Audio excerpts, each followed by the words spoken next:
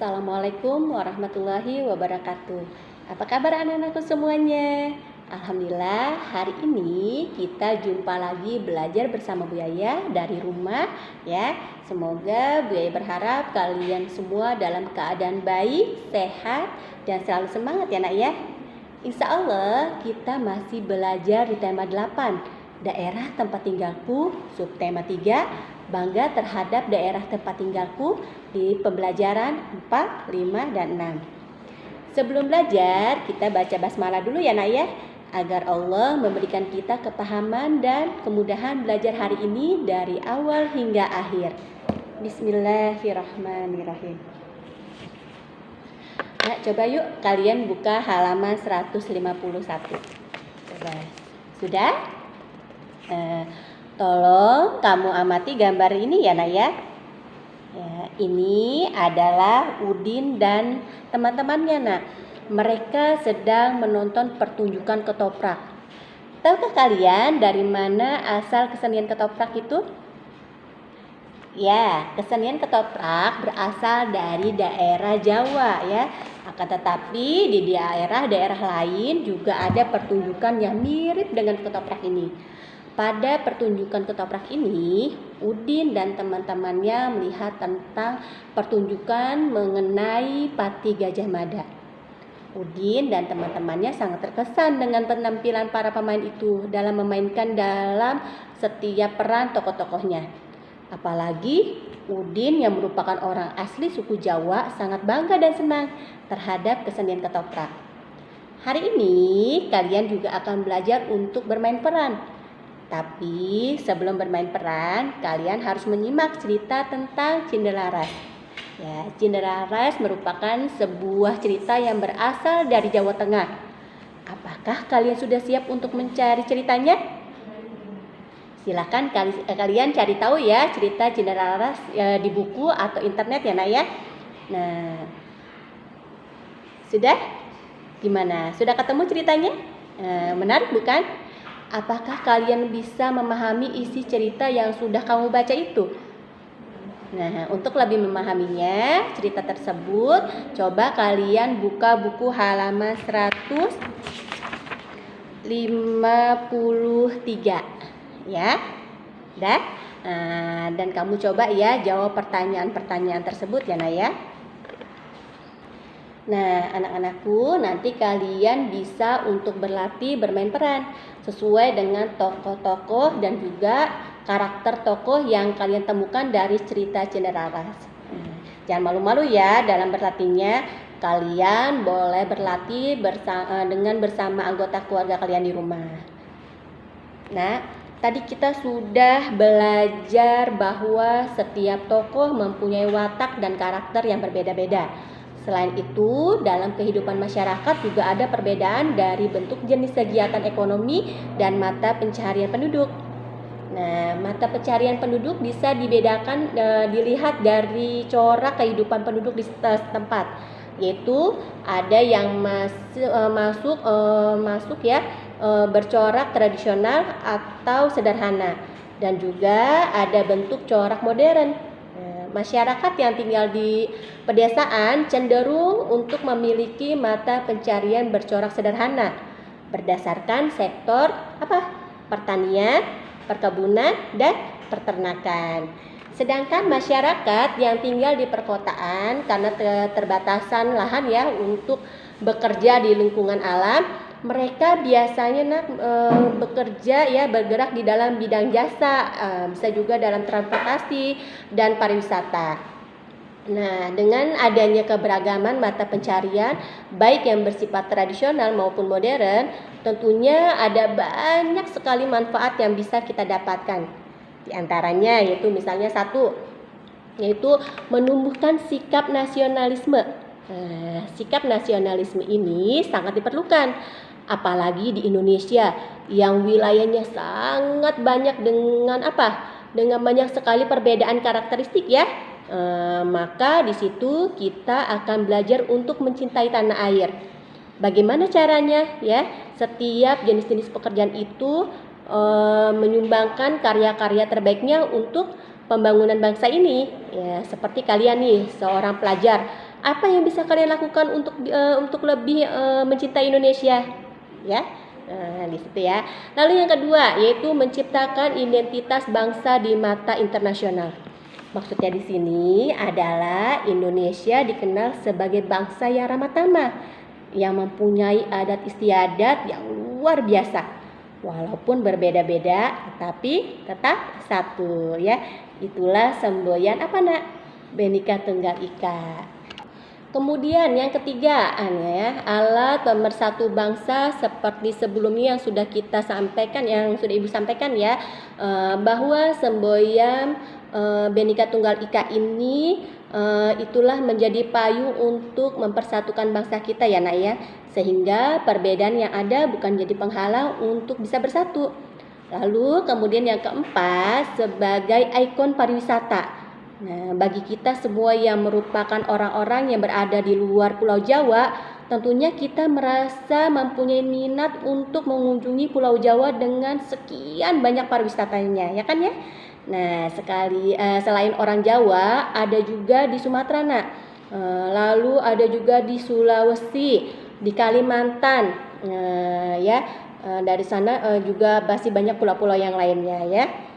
Kemudian yang kelima yaitu menambah pendapatan nasional dengan banyaknya orang-orang yang datang ya mengunjungi Indonesia, terutama turis mancanegara, maka negara kita juga akan mendapatkan pendapatan nasional yang bisa digunakan untuk membangun jalan, untuk membangun apa lagi? Fasilitas yang lainnya juga ya. Lalu yang keenam yaitu adalah memupuk sikap toleransi. Di sini kita belajar untuk saling menghargai semua jenis perbedaan, yaitu baik perbedaan karakteristik yang ada di antara kita. Sikap toleransi ini juga sangat penting dan bisa ditunjukkan dengan cara lain ya Naya, yaitu saling menghormati dan juga menghargai setiap kebudayaan yang ada di sekitar kita. Oke, kita lanjut ya. Nah, sekarang kita lanjutkan. Kalian buka halaman 159. Coba kalian lihat ya, amati gambar tersebut. Sudah nak? Coba gambar apakah itu? Ya, itu adalah gambar keanekaragaman pakaian adat yang ada di Indonesia. Dapatkah kalian menyebutkan asal daerahnya? Coba, bisa nggak? Kalian bisa loh mengamatinya dari atribut-atribut yang dikenakan oleh orang-orang yang ada pada gambar ini. Iya ya nak ya. Misalnya nih dari bagian kepalanya. Nah ya. Terusnya lagi kemudian dari bajunya yang mereka gunakan. Lalu dari senjatanya yang mereka pakai. Ya. Nah, di lingkungan masyarakat, tempat tinggal kita juga terdapat banyak sekali keanekaragaman karakteristik individu. Namun, keragaman itu juga ya mendatangkan manfaat. Nah, tadi Ibu sudah menyebutkan salah satu contoh jenis perbedaan karakteristik itu adalah dari pekerjaan. Nah, petani itu menghasilkan padi. Berarti petani itu tergolong juga pada jenis pekerjaan yang menghasilkan barang. Kalau pengrajin bisa menghasilkan barang-barang seperti apa? Ya, seperti kendi. Apakah kalian tahu bentuk kendi itu seperti apa? Nah, coba kalian buka halaman 163. Nah, ini di situ ada gambar apa nih? Ya, ada gambar sebuah kendi. Ya, Naya, ternyata ada juga loh kisah menarik tentang kendi emas dan ular. Yuk kita coba ya simak ceritanya bersama-sama. Coba kalian baca dari halaman 163 sampai halaman 165. Sudah? Gimana nak ceritanya? Bagus sekali bukan ceritanya? Anak-anakku semua, jika kalian amati tadi gambar kendi itu ternyata itu merupakan contoh benda 3 dimensi. Kita sudah pernah ya membahas mengenai gambar-gambar 3 dimensi ya. Nah, coba deh kalian lihat kembali video pembelajaran kita sebelumnya. Ya, kalau kalian lupa ya. Nah, hari ini kita mau mencoba untuk menggambar benda-benda 3 dimensi. Berikut ini adalah langkah-langkah untuk menggambar benda 3 dimensi. Ya, terutama adalah yang harus kalian perhatikan, yaitu yang pertama kita siapkan dulu alat dan bahan untuk menggambar. Coba, bisakah kalian menyebutkan apa saja alat dan bahannya? Nih, kalian bisa buka halaman 167. Ada apa saja, Nak? Coba. Ya, yang pertama ada buku gambar atau kertas HPS ya. Lalu ada apa? Kemudian ada pensil dan penghapus. Dan ada krayon atau pensil warna ya. Ayo, apakah di rumah kalian sudah tersedia alat dan bahan untuk menggambar? Jika belum, kalian boleh deh minta tolong ayah bunda ya. Nah, setelah alat-alatnya, bahannya tersedia, berikutnya kita akan membuat sketsa gambar. Nah, di sini ini adalah sketsa, Nak. Ya, sketsa gambar apa sih? Nah, sketsa gambar adalah apa? Gambar yang belum jadi atau belum selesai ya, Nak ya. Hanya berupa coretan-coretan nih ya. Saran dari Bu Yayah, nanti pada saat kalian mencoba membuat sketsa, gunakanlah penggaris ya, Nak ya. Lalu nanti juga jangan terlalu tebal membuat garisnya, karena ada garis-garis atau bagian-bagian yang apa nih, yang bisa kalian hapus atau hilangkan nanti ya. Nanti nih kalian coba deh, kalau sudah selesai nanti kalian baru tebalkan nih seperti yang ada di gambar di nomor 3.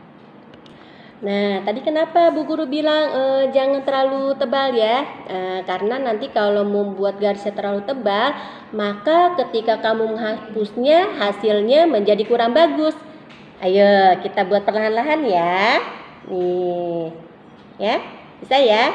Coba kalian mulai dari bagian yang menurut kalian lebih mudah. Kamu mau bikin yang dari mana dulu? Apakah dari sini caranya atau dari atasnya? Boleh ya, Nak ya? Nah, kalau sudah jadi, setelah membuat sketsa, kamu boleh apa? Kalau dan sudah yakin, nanti kamu boleh bentuk kendinya kalian boleh menebalkan ya, memperjelas sketsa itunya ya. Nih, seperti yang ada di nomor berapa tadi? Di nomor 3 ya. Ya, kalau kamu sudah yakin, benar-benar yakin, kamu tebalkan garis tepinya ya. Ya, menurutmu apa perbedaan antara gambar nomor 2 dan nomor 3? Ya, tepat sekali ya. Perbedaannya terletak pada garis yang ditebalkan ya untuk bagian luar kendinya ya. Coba lihat. Ya, ayo silakan kalian juga buat garis tebalnya ya sesuai dengan contoh ya. Yuk, berikutnya adalah menyelesaikan gambarnya, Nak.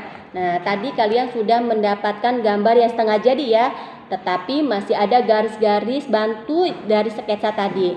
Nah, di sini kalian dapat menghapusnya ya. Kemudian kalian boleh menebalkan garis-garis yang sudah diyakini bentuknya sebagai kendi. Kalian bisa langsung menebalkannya dengan bagus. Nah, coba lihat hasilnya. Ya, Masya Allah, tabarakallah, hasilnya bagus banget, mirip seperti yang di sini. Iya, ya. Kalau kamu masih belum rapi, kalian nanti boleh deh minta pertolongan sama ayah bunda ya untuk merapikan hasil gambar kalian. Ya, Nak ya? Oke, sudah? Ya, sekarang kita lanjut ya. Kalian buka halaman 170. Yuk, coba kita amati gambar tersebut. Nah, sudah, Nak? Ya, di sana ada Udin dan teman-temannya. Ayo, apa yang sedang mereka lakukan? Ya, mereka sedang berdiskusi ya, Nak ya, untuk membuat market. Market ya. Apa sih itu market? Membuat market. Bukan market ya. Apa itu market? Ya, masih bingung? Ya, nanti kalian akan mengetahuinya. Sekarang Ibu minta coba kalian sebutkan dulu benda-benda yang ada di atas mejanya Udin. Ya, pada gambar ini. Kira-kira ada gambar apa saja? Coba kita lihat bersama-sama. Ada apa aja, Nak? Iya, ada kertas warna. Terus ada apa lagi? Plastisin. Ya, lalu gunting. Ada lem, ya. Terus pewarna. Dan ada benda-benda apa tuh? Kertas-kertas berwarna ya. Kertas-kertas berwarnanya ada banyak nih, lihat tuh. Ya, kira-kira mereka mau buat apa ya? Ada yang tahu? Ternyata Udin dan teman-temannya akan membuat maket. Nah, ya salah satunya adalah maket rumah. Nah, tadi kan Bu Yaya bertanya pada kalian tuh apa itu maket? Ya, maket adalah tiruan benda jadi ukurannya lebih kecil. Contohnya pada gambar ini, Nak. Nih, coba kalian lihat ya. Nih, coba kalian lihat ya. Ini sudah ketemu yang paling bawah? Ya, ini adalah maket rumah. Bagus sekali ya. Nah, kira-kira menurut kalian pada gambar rumah di sini bahan apa yang diperlukan untuk membuatnya? Ya, bahannya bisa dari kertas, kemudian dus bekas ya, lalu alat-alat apa saja yang bisa digunakan, Nak? Ya, benar sekali. Kita bisa gunakan gunting, kemudian kita membutuhkan lem ya, dan dan juga pewarna ya untuk atapnya. Lalu kemudian lihat gambar yang kedua.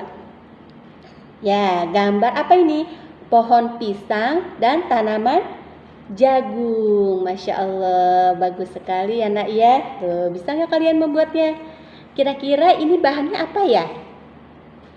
Ya, kalau dari pohon pisang ini bisa dari kertas ya untuk pohon pisang ya. Kalau yang jagung ini, apakah dari kertas juga? Masya Allah, kalian hebat. Ya, nah itu bukan dari kertas, tapi dari plastisin ya.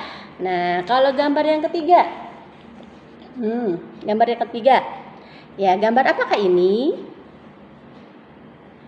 Iya, betul sekali. Itu adalah gambar sapi ya. Dilihat dari bentuknya, apa ya bahan yang digunakan untuk membuat sapi seperti ini? Iya, kalian betul lagi. Ini menggunakan kertas. Jadi kertasnya kalian buat polanya dulu ya. Kemudian digabungkan dan dirangkai menjadi bentuk menyerupai hewan sapi. Lalu yang keempat, kira-kira ini bahan apa yang digunakan untuk membuat maket hotel? Dan juga ada jalannya tuh, ada apa lagi? Mobil ya, di situ juga ada pohon-pohonnya ya. Iya betul, semua dibuat dari bahan kertas ya. Masya Allah, hasilnya bagus sekali ya, Nak ya. Coba kalian lihat gambar yang terakhir nih, yang kelima. Ini termasuk peternakan ya, Nak ya. Coba kalian lihat tuh.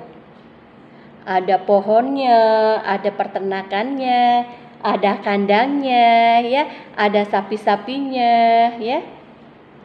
Coba dilihat. Dan ternyata bahan yang digunakan juga dari apa, Nak? Dari kertas. Masya Allah, kalian sudah bisa menyebutkan bahan-bahan yang harus kita gunakan kalau kita ingin membuat maket ya, dari berbagai macam benda ya, Nak ya.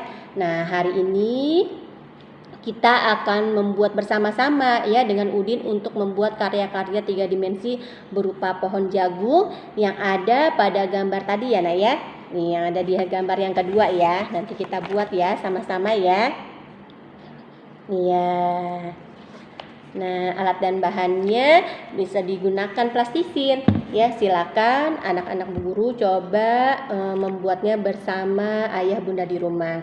Ikuti caranya seperti yang ada di halaman berapa tadi? 173 sampai 174 ya. Jika tidak ada plastisin, Bu, aku kan nggak ada plastisin, aku nggak keluar rumah. Ya, kalian bisa membuat plastisinnya dengan plastisin buatan dengan cara menggunakan tepung ya, tepung terigu, lalu ditambahkan pewarna ya.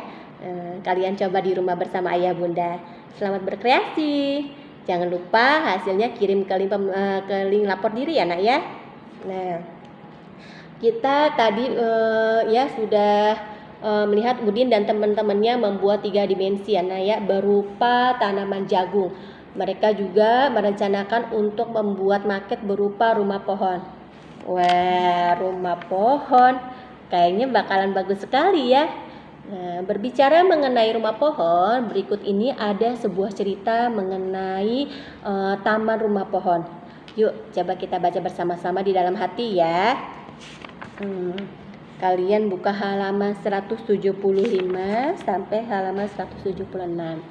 Baca yuk bersama-sama. Gimana nak? Seru sekali bukan? Ya, kisah cerita dari rumah pohon Devina ya. Menurut kalian bagaimana sifat tokoh Devina dalam cerita tersebut? Coba kalian baca lagi bacaannya dan jelaskan sifat-sifat tokoh Devina ya. Alhamdulillah, hari ini kita sudah belajar bagaimana cara membuat maket, yaitu contoh dari apa tadi? Benda yang menyerupai benda aslinya ya, tapi memiliki ukuran yang lebih kecil ya nak ya. Dan terusnya lagi kita tadi sudah belajar membuat sketsa ya, 3 dimensi. Lalu yang berbentuk apa tadi sketsanya? Ya, yang berbentuk kendi ya. Bu Yaya dan Bu Andin berharap kalian bisa mencobanya. Bu Guru yakin kalian bisa dan berani serta mempunyai rasa percaya diri saat mengerjakan setiap tugas yang diberikan ya. Ayo, siapa yang suka bermalas-malasan dan menunda-nunda tugasnya? Bu Guru berharap kalian belajar dari rumah ya, kalian tetap menjadi anak yang rajin, patuh dan taat ya nak ya. Dan jadi kita juga tadi sudah belajar dari sifat-sifatnya Devina yang baik ya, yaitu dia suka apa nak? Ya, suka berbagi dengan teman ya, dan mau mencoba segala sesuatu untuk kebaikan orang lain. Contohnya tadi apa tuh? Taman rumah pohon tadi ya. Ternyata bermanfaat bagi banyak orang. Ya, Ibu Guru berpesan kalian harus tetap rajin belajar. Jadilah anak yang pintar dan membanggakan guru serta ayah bundamu. Bu Yaya kira cukup sampai di sini dulu pembelajaran kita. Insya Allah di tema berikutnya kita akan belajar bersama Bu Andin ya nak ya. Nah, Bu Yaya minta maaf jika selama pembelajaran dengan Bu Yaya di tema 8 ini banyak kekurangan dan kesalahannya. Yuk kita tutup pembelajaran hari ini di tema 8 ini dengan pembacaan hamdalah. Alhamdulillahirabbil alamin. Astaghfirullahalazim, astaghfirullahalazim, astaghfirullahalazim. Subhanaka Allahumma wa bihamdika asyhadu an la ilaha illa anta astaghfiruka wa atubu ilaik. Mohon maaf lahir batin, insya Allah kita jumpa lagi nanti. Wassalamualaikum warahmatullahi wabarakatuh. Nah, sehat selalu ya.